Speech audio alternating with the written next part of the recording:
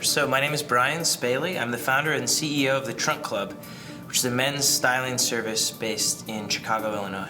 My name is Chieh Huang. I'm the co-founder and CEO of Box.com. We're actually a mobile-only wholesale club. So it's a simple service because guys hate shopping but love to look good. So we send our members a box of clothing. We call it a trunk. We send that through the post.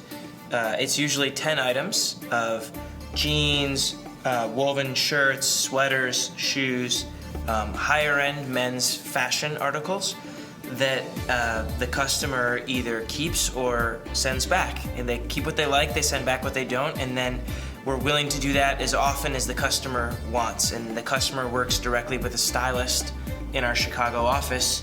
The basic principle is we help you look good because guys are lazy and don't want to go to the stores. Yeah, we listen, we talk to them. So we text, we email, we often speak on the phone with our customers, maybe even Skype chat or video chat. And the idea is once we've learned a little bit about you, where you work, how old you are, the way you want to look, what you really need, we'll send you all the right stuff. And because this is what we do, our stylists are full-time. They spend all day, every day, helping guys get great clothes. So they're very good at knowing what size and what things work well together and how to explain it all. Yeah, we have different ways for them to input their style preferences, both on our website and then also a lot of training for our stylists, as well as some technology and some algorithms that are not available to the customer to see, but that give their tools for the stylist to know what she should send to the customer based on how much he weighs, how tall he is, the different brands, etc., etc. That's very important, but you need to tell us what you need. So for example, maybe you're a banker on Wall Street, but what you really need is clothes for golf. So we don't, just because you're a banker doesn't mean we're going to send you suits and ties. We're going to email you or talk to you on the phone and say, you tell us what you actually want from us. And the most common request is clothes to wear out on a date with my wife. So guys often, in the United States right now, we have this challenge where it used to be really easy. You wear a suit and tie to work every day. Now you're finding people are wearing blazers and jeans, and it's more complicated, and Americans are dressing better and paying more attention to fashion, and it's getting harder for guys, and so having an advisor can be really helpful. Yeah, I think that's right. I think also guys are starting to learn that they wish to look better. They're paying more attention, and they often don't have the time to invest in becoming good shoppers, and so they want to outsource. I have 150 full-time stylists. About 75,000. Well, we buy at wholesale and we sell at retail. So we have a markup just like any other retailer, just like a large department store like Isetan or any of the big stores here in Japan. It's the same model.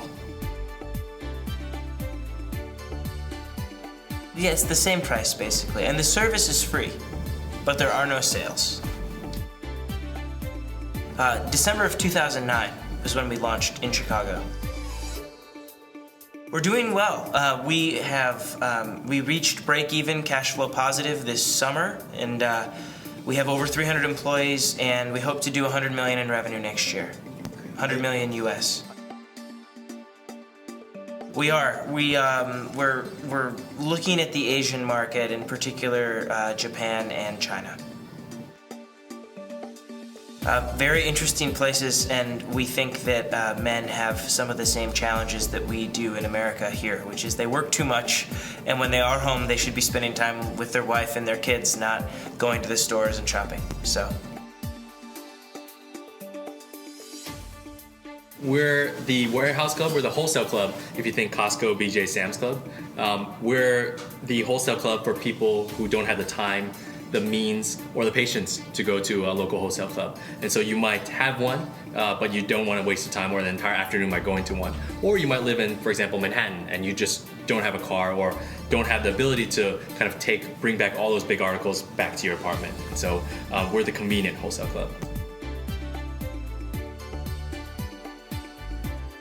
So it was literally a problem that I had living in Manhattan. I grew up in New Jersey, and so I spent my weekends with my parents in going to Costco and going to Sam's Club. And so when I moved into Manhattan, I always felt like I was overpaying for everything that I needed.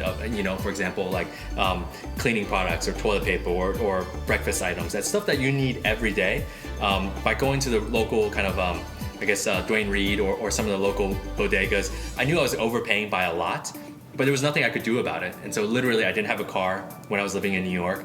And frankly, I just didn't have the time to waste an entire afternoon by trekking out to the local wholesale club. And so, when I kind of revisited the problem in our current business, I was pretty shocked that no one had solved that problem yet for, I guess, literally the millions of people out there that share the same issue as I do. But one question I have is, when I lived in New York, I didn't have space in my apartment for things that were shipped in bulk. Are you finding that's a challenge? Or it is a challenge for us in that we have to find the right sizes. For example, like some articles, for example, we carry the like a 90-ounce container of soft soap.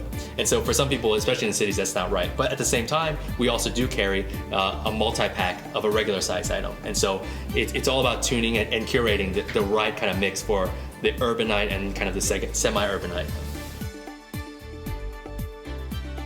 So that was the exact same reaction that I had. And so I looked around, and because it was a problem that I lived and breathed for many years living in Manhattan, I just couldn't find an alternative. And so the warehouse club industry is not the most kind of innovative of industries, and there really hasn't been kind of a newcomer to the industry in maybe 20 plus years.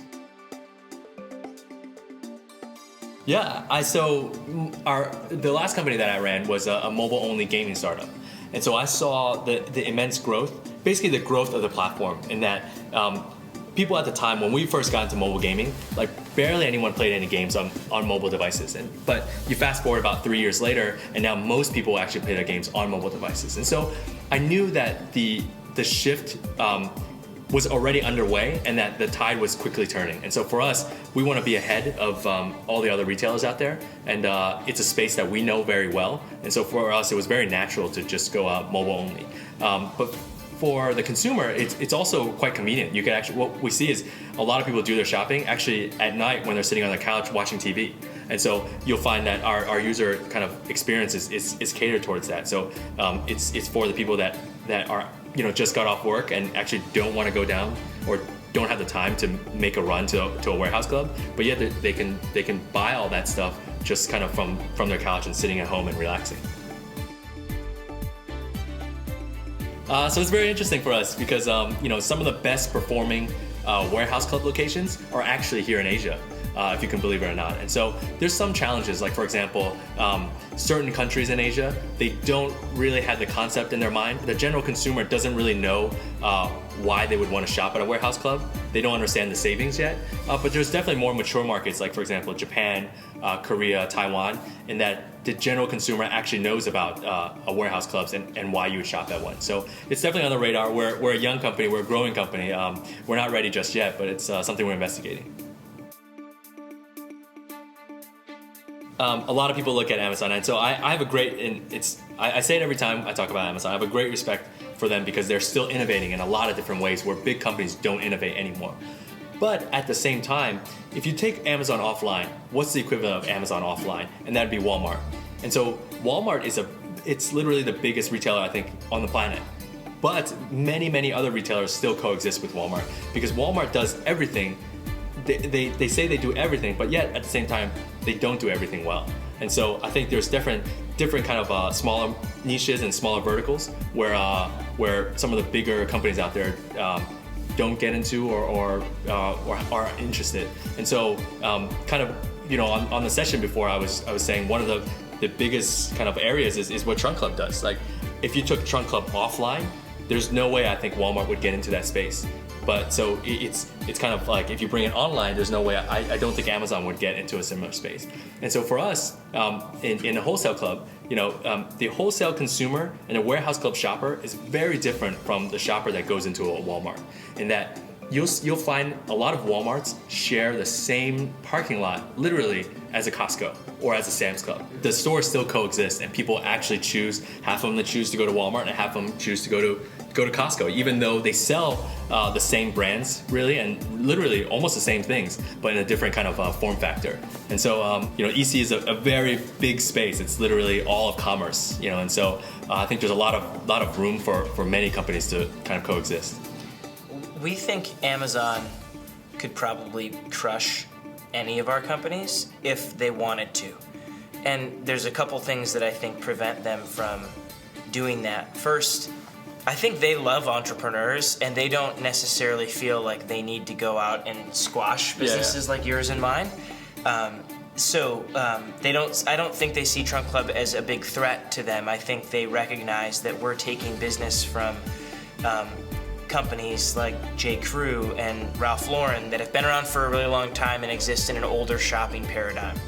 And I think Amazon in a way probably respects that and cheers for us. I think the question that we ask ourselves is how effective could we be if we had the experience and the talent and the sort of corporate resources that Amazon has, and combine that with what we do. If we hope one day maybe we could explore a commercial relationship with them where we could take advantage of some of their shipping capabilities or logistics capabilities, and at the very least we learn a lot from them, because I agree with Chieh that they are incredibly innovative and thoughtful as a company. They also don't do high-end fashion all that well. It has never been a strength of theirs to date. I think that on the women's side they bought Shopbop and they've done very, very well with that company from what I understand. And I believe they're a formidable competitor if they want to be. But I think that if anything, if they entered our space, it would legitimize what we're doing and just bring more attention to it. And we're still a viable option for a big part of that market. That's actually really interesting what Brian just said in terms of like growing the market. That's something I forgot to touch upon at the last session, was that so when we did user testing of kind of our early customers, it was actually surprising for us to see that over 70% were not current Warehouse Club members. And so it wasn't that we were cannibalizing sales of the current club owners or the current clubs. It was that we were growing the industry, and that people who otherwise wouldn't have gone anyway find that, I'll give it a try because I don't need to buy a membership and I don't need to actually travel to the store. And so that's really interesting. When I was chatting with a friend who works at Amazon, he said, we pay attention to what you're doing at Trunk Club because you do something that we would never do, which is you have a person involved versus having the machine do the work and an algorithm do the work. And as a result, we're curious, is it working, and how will you be successful? And so I really have a sense that they're supportive of what we're doing. I think we're a cool company, and many of their teammates use our service, and I think that they're meanwhile going to continue to really dominate the greater sort of plateau of e-commerce, but there's little niches and valleys and hills where we can be successful as innovators in our space. Well, I wouldn't put it beyond that. I think Amazon, they're interested in all different businesses, and they obviously have as you've heard firsthand, they obviously have a great deal of respect for your business. We're in a space that they're not in. It's for a variety of reasons, I guess.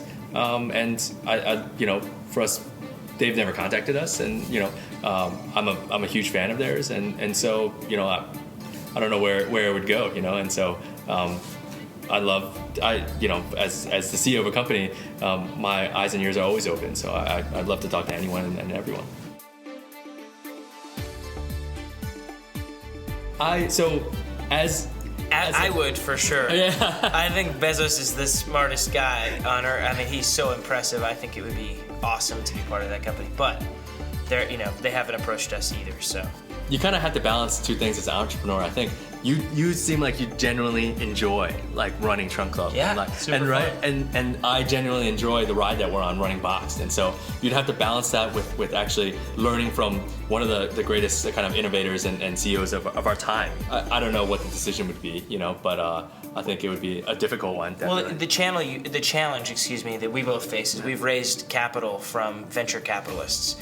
If you just had enough money to start it yourself or chose to just fund it yourself, you wouldn't have the same imperatives with respect to liquidity. But our investors are hoping that, I think they have a 3 to 7 year time horizon for when they want to get their investment capital back. And so you kind of do have to think, well, at some point I'm going to have to find a way to get at least a partial exit for our equity, and therefore you do wonder who might buy us. But by the way, it is so much fun to build that it's hard to imagine ever wanting to sell. It's more that you imagine that one day one of these companies will make you a really good offer and you'll think it's time to partner with somebody that can help you achieve even more.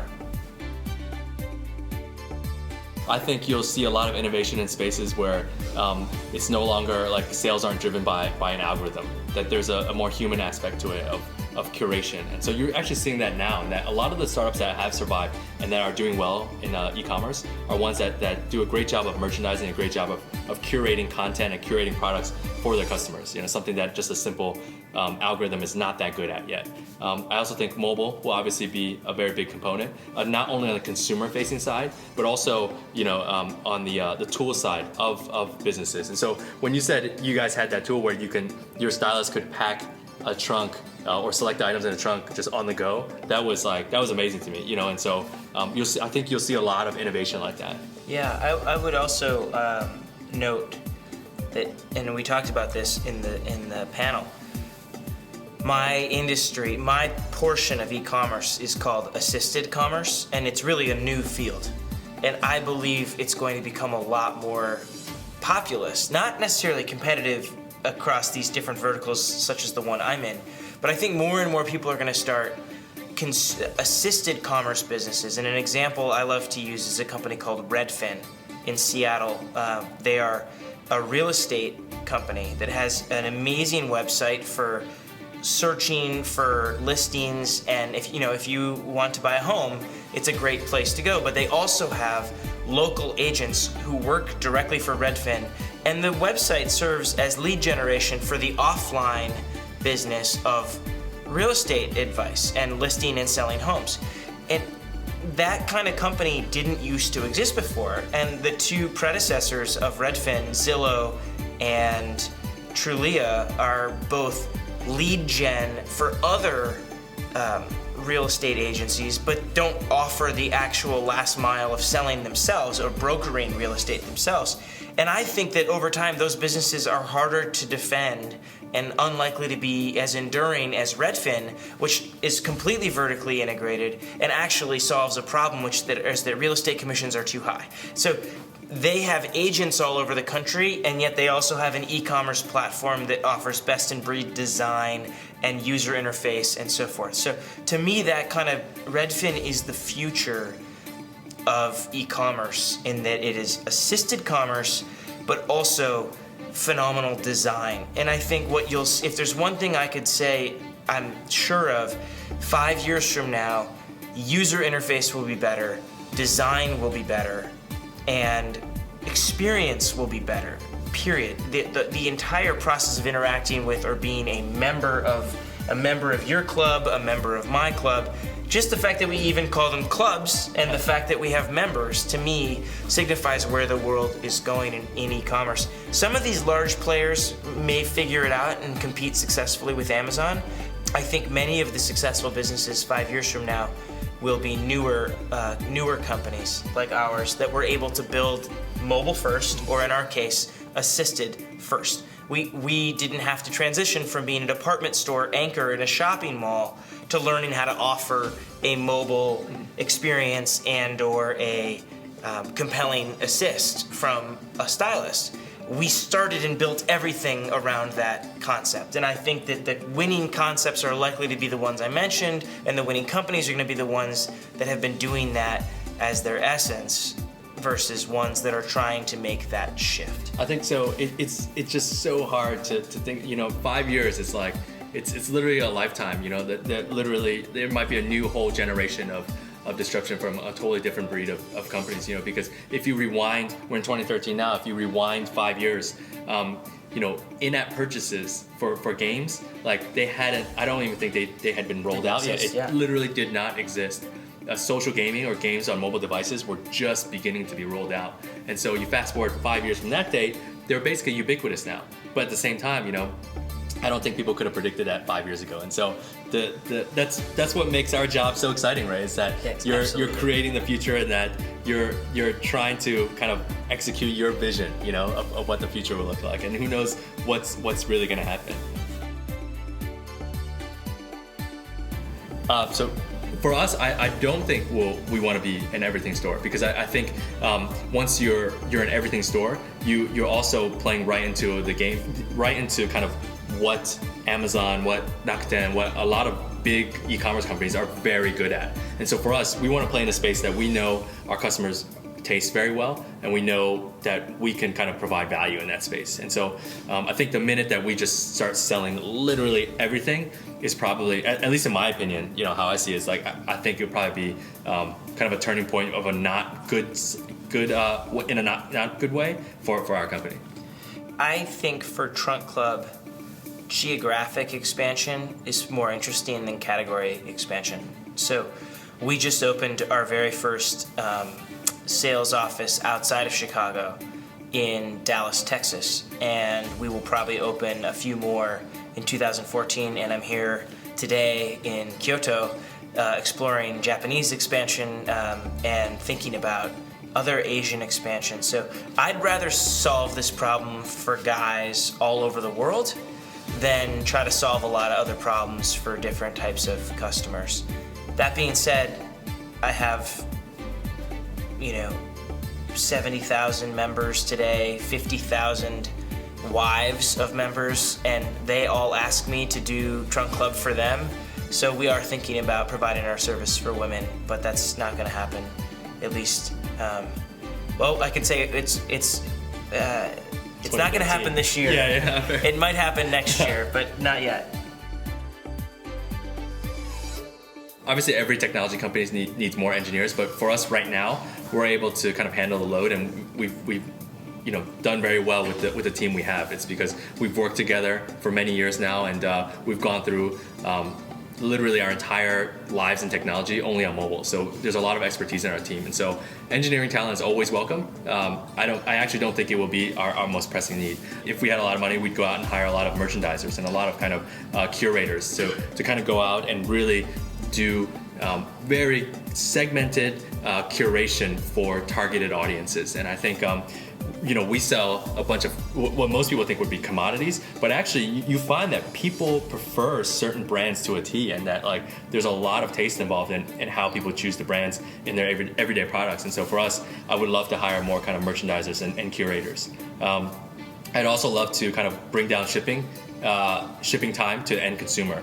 And so I think if you're offering, for example, I think shoes, for example, you can probably get away with getting the package there between 3 to 5 days, and most people won't like mind too much, But for us, we're selling everyday essentials, and so a lot of the major cities we get to target overnight right now, and the other cities, a lot of other major cities, we target in 2 days. But I'd like to bring that down to overnight for just about every major city. So if we had a lot of money, I would go out and invest in our logistics infrastructure. We were able to achieve break even this year and ask ourselves every dollar that we bring in now in profit, we try to reinvest in a whole host of different things. But it feels differently than when I had to get that money from venture capitalists. Paradoxically, given that we're now profitable, more people want to give us more money. And so the real question for me is not, what would you invest in? Because a lot of the things I can do right now to grow just don't require spending a ton of incremental capital. I do think the question that I get the most often is, will you raise more money from venture capitalists who want to give us money? And if you did, what could you do to really transform the growth potential of the business? So, would you go out and raise another $30 million, which you can probably do now that you don't need it. Of course, you can get it. And I think for me, it would be to build a couple of incremental clubhouse type experiences where we could interact with our customers in the best cities in the world. Our Trunk Club office in Chicago is just stunning. People often say it's the neatest office space they've ever seen. It has a 40-foot long bar. It has these huge ceilings. It would be very hard to find a space in Manhattan where we could build that, but if we could, it might cost $10 million, and that might be where I would invest it, because I think the return would be there, but it's really hard to make that investment when you have $10 million in the bank and you haven't proven anything in New York yet. But if someone said, here's $50 million, I would say, well, I know that that's going to be a really interesting experiment to run. So I think maybe building a couple more castles, so to speak, would be where I would spend the money. Would you kind of like charge extra for that club membership, or is it just because in Chicago, but it's very, it's not this. Oh, it's a barbershop with like big screen TVs, right? Like that's so overdone, that concept. It's a really cool place to come and you're not expecting it, and it's just a great place to be and to hang out. And I think in New York that costs a fortune. Yeah, it does. But I would think that like if that's just part of the service, like that would be, I think you probably find a lot of people just joining the service just to have access to that. That'd be a great promotional tool. Or maybe New Yorkers are so damn busy and focused on work that they wouldn't even come, and it would be a huge waste of money. But that would be what I would probably try. I mean, it's a test I'd only run if I really had a lot of cash.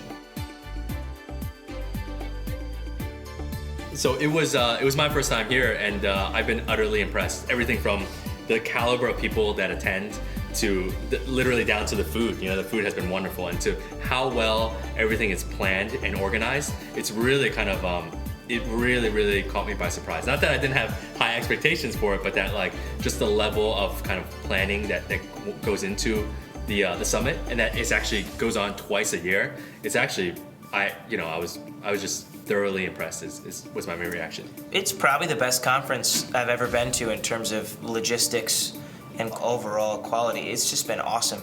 I'm not surprised though, because I've never been disappointed by Japan. This country is extremely well run, and it's tidy and it's efficient and it's thoughtful, and the people are really nice. And so when I was invited to be part of the panel, I said yes, even though it involved traveling for like 24 hours just to get here, and trains and all these other things.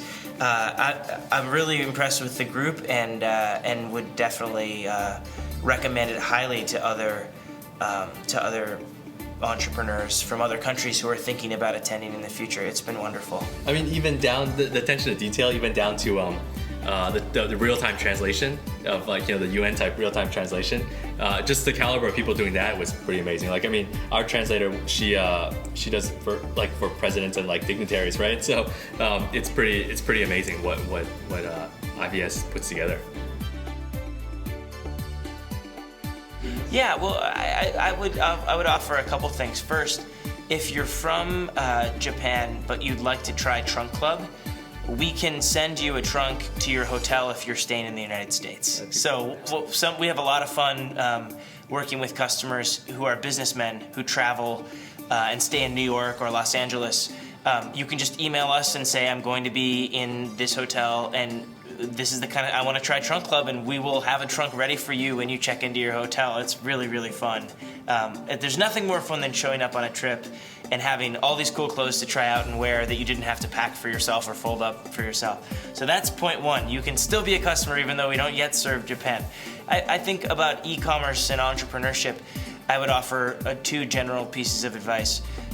If you have an idea, go for it. Find a way to make a product. Find a way to actually test your idea. One of the great things about America and about the region where I was educated in business school, which is in Palo Alto, Silicon Valley, is we celebrate taking risks, and it's okay to fail. And I think that that's a great lesson that we can export from especially from Stanford. And so I encourage everyone who's got a neat idea to go ahead and try it and start a website and put some time into it. It'll probably be more fun than you think. And then the other piece of advice I have is make sure you're doing something that no one else is doing. So original ideas and creative ideas are the most important ones to pursue.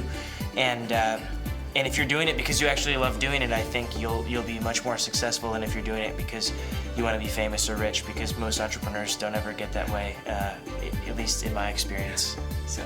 For the viewers out there, if you're an entrepreneur, especially if you're a Japanese entrepreneur and you haven't been to IVS, then you need to come. I know it's an invite-only event, but you should concentrate at least like 90% of the next 6 months trying to get an invitation to come to this summit, because I really think just meeting the people that are here, I can't think of a better time or a better conference to be at. And literally the network here and the caliber of people from all like the best startups in the world and the kind of the best companies in Japan, to have all that available and kind of like one summit is actually pretty remarkable.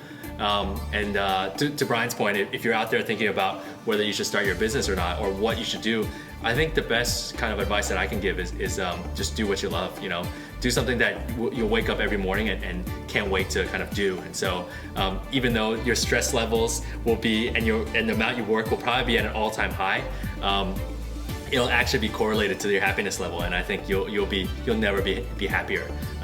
The outcome, I think, if you do something that you enjoy and that you're solving a problem that a lot of people have, then I think the outcome would just be natural. That you'll be successful. That's how I feel. Great. Thank you very much. Thank you.